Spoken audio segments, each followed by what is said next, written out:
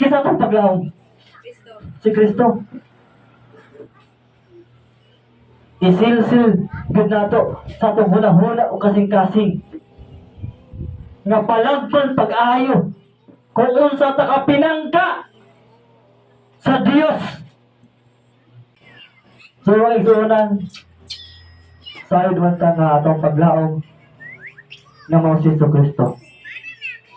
Tinguhaon ug bantayan ko kanunay sa atong kinabuhi.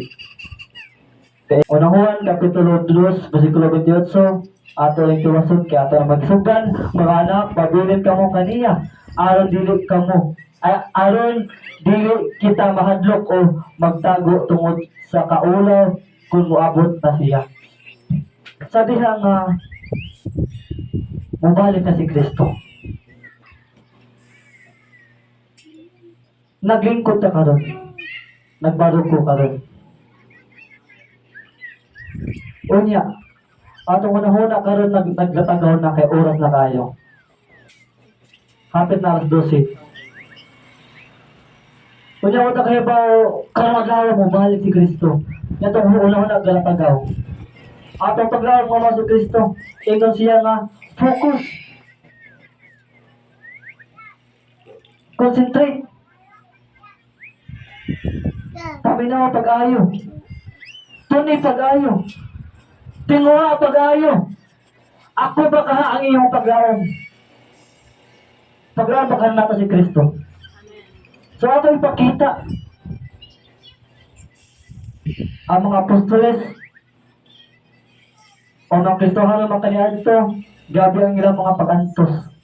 Kung ato lang tao lang ang mga pag-antos sa mga Kristohano sa una, manago sila. Yung magtuon sa pulong sa Diyos, kaya pakyan sila. Di ba? Magluto sila adlaw sa gabing dako. Kay kung malukag buntag, makitaan sila kay aso. Ato sila sa mga kripa manago. Ato sila magagwanta sa kagutom, sa kapoy, sa kalisod. Tungod kay ang ilang paglaom si Kristo. Sa mga Kristohanon karon. Mulapas nag-isa ka minutang oras. Musinya sa tayong time na. Oras na. Daganita po na. Sa mga kasibahanan. Busa. Kaya kung naingon sila, kawang dakulo, pagpaminaw sa mensahe dakulo, tunilapas sa oras, kaya tungod kay. Ang una-una sa taon, nagkatagaw na.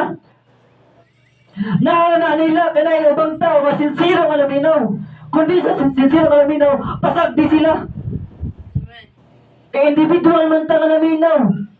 Individual ang paglaom, kawasan. Kung nila pa sa oras, gusto mo ulit, puli Kaya di na siya sinsiro ng naminaw sa pulong sa Diyos. Doon naman pasok. Sayang kay mauto ang pagkuhatag. Sayang kay mauto ang pigatin. Hinumdumi. Sayang kung wala si Kristo sa inyo ang bundok.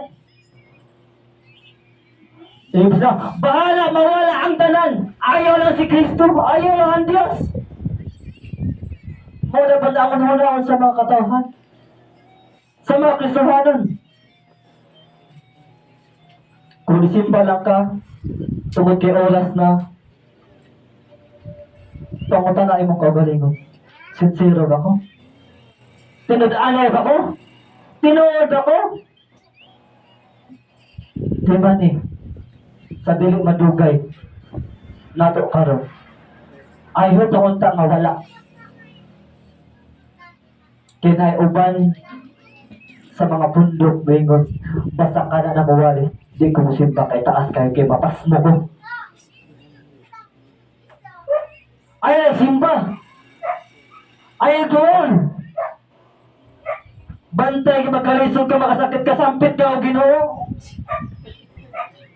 Ano na?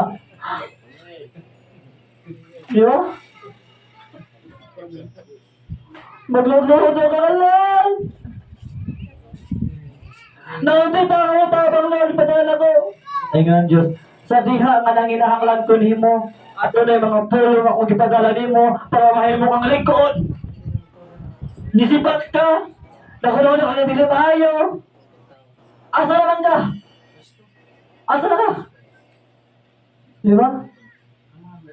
Pero bantay yung mga ison. Pusa. Pusa. Unang huwa, Kapital 3, Versikulo 2. Nagalingan? Mga hinigog na.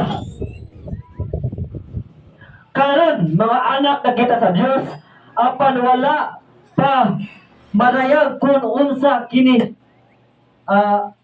Mga hinigog na. Karon, mga anak na kita sa Dios, apan wala pa mapadayag kung unsa kita sa kaulahian. Nahibaluan nato nga kung moabot si Kristo, maisama kita kaniya kay makita gayud nato siya sa iyang pagkasiya. So karon anak nata sa Dios. Pero kung mubiya ka, nihawa ka sa kamot sa Dios, narani mo ngayon pa ka, anak pa ba ko ni Malay? Ayaw naman ito may baluan sa kaulahian nga adlaw.